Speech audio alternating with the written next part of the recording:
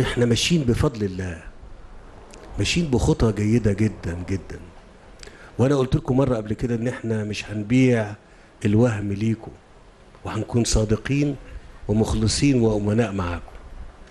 اللي نقدر نعمله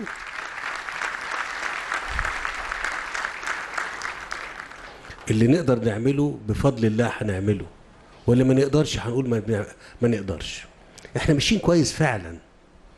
ويمكن احنا اتفقت معاكم ان احنا هنقدم اللي تم تنفيذه خلال الفترة اللي فاتت، واللي حتى هيستكمل حتى 30/6 وما بعدها. وبالتالي انتوا هتشوفوا ان حجم العمل مش اللي احنا اللي عملناه، مش اللي انا اللي عملته، وحتى مش الحكومة اللي عملته.